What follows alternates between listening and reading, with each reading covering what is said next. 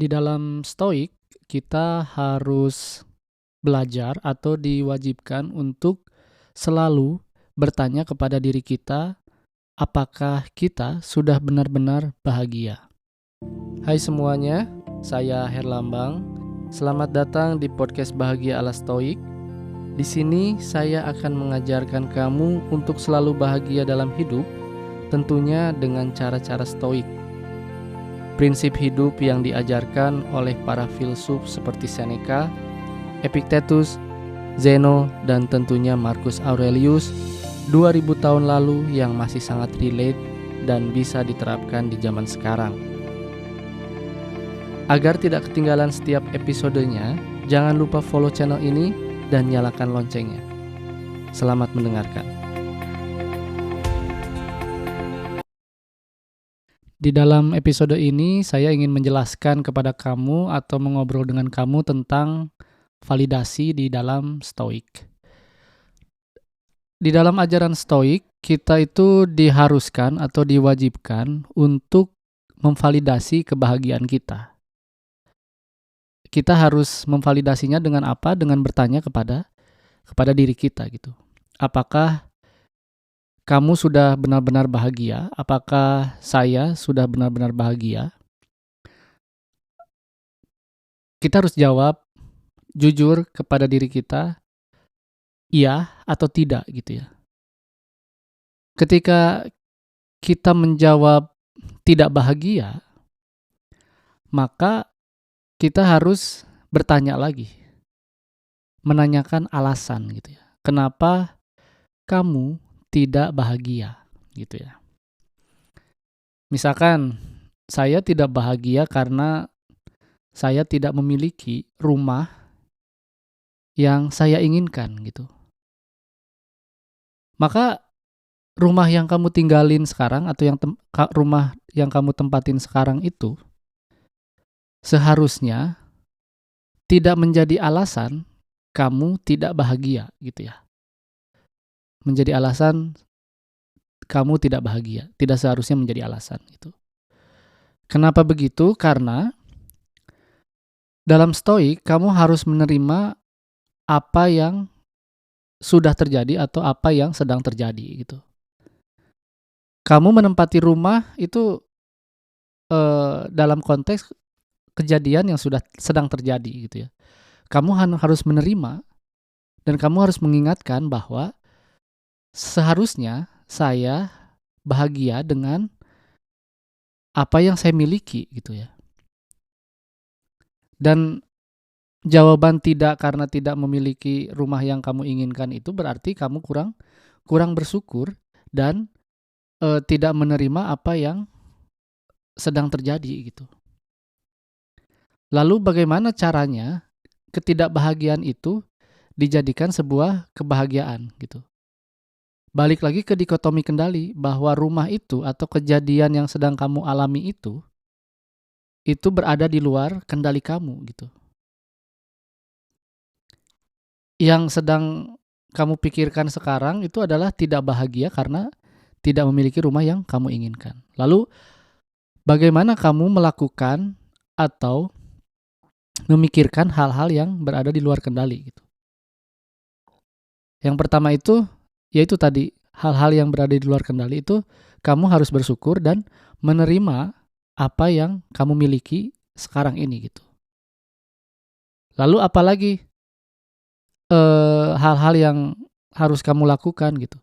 Hal-hal yang harus kamu lakukan adalah ya bekerja dengan baik, misalkan mengumpulkan uang dan membeli rumah yang kamu inginkan gitu.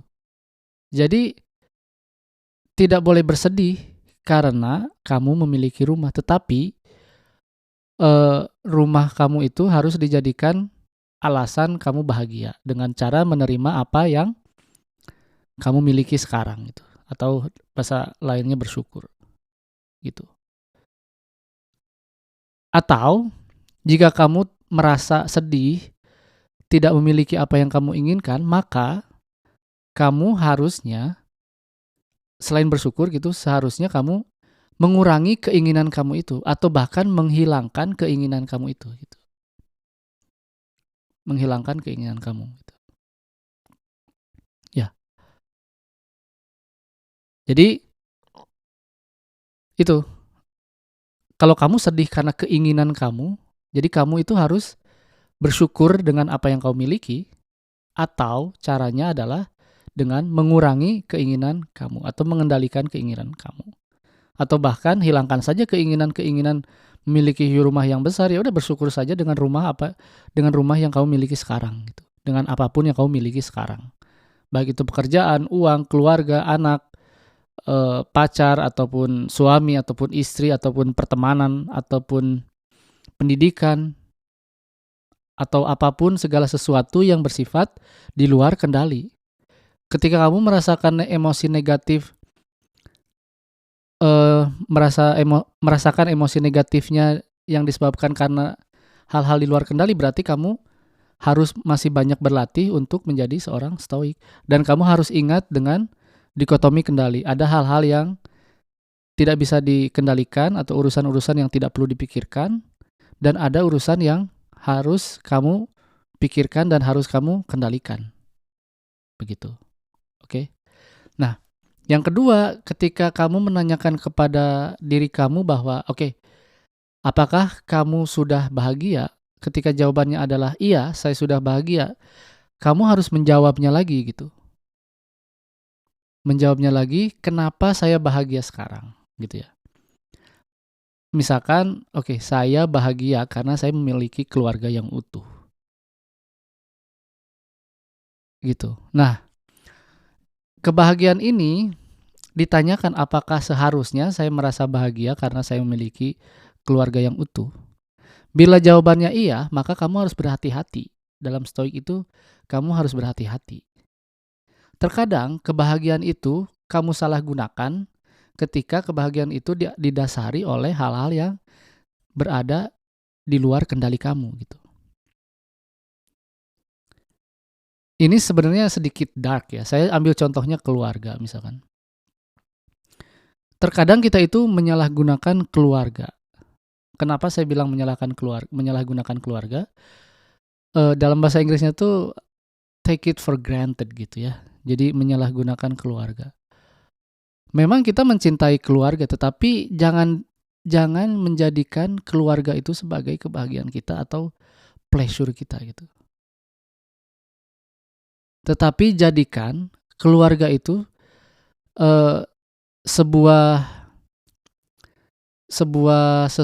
sesuatu untuk melatih rasa cinta kita gitu.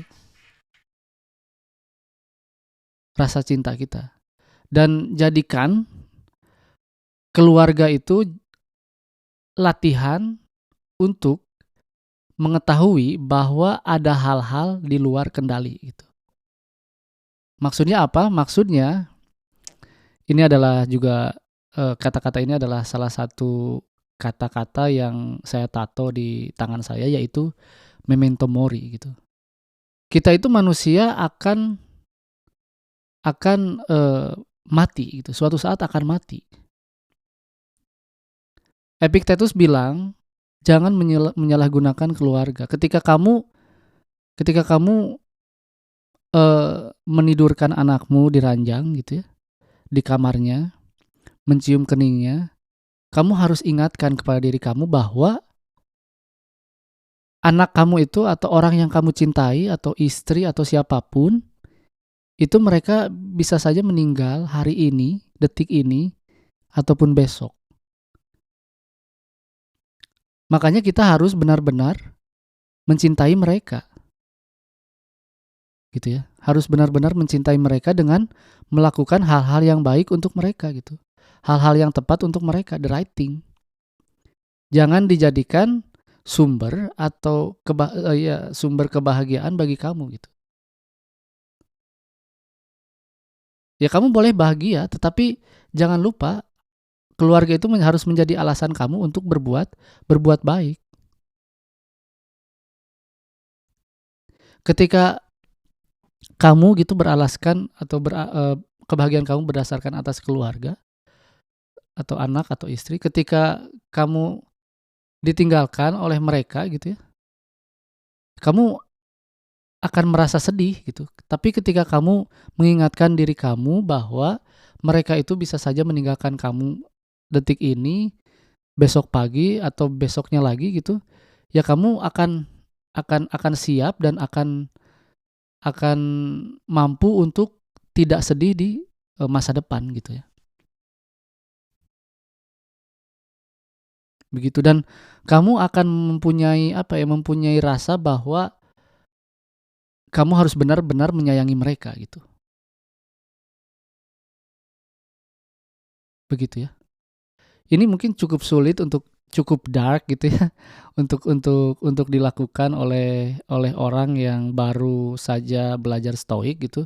Dan saya pun dulu eh begitu gitu ya. Jadi saya ini, kalau boleh sedikit cerita, saya ini jauh dari anak saya dan saya berlatih untuk bagaimana caranya saya melakukan hal yang baik dan tidak menyalahgunakan anak saya untuk kebahagiaan saya gitu ya.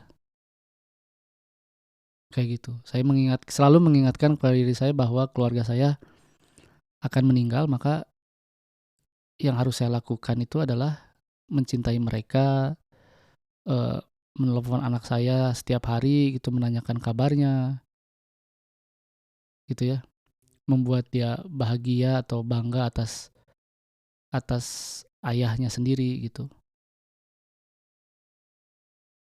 Karena saya jauh, saya selalu berpikiran bahwa hati-hati nanti ketika kamu menerima berita anak kamu sakit, anak kamu meninggal, kamu harus siap dan kamu harus tahu bagaimana cara menghadapi berita itu gitu.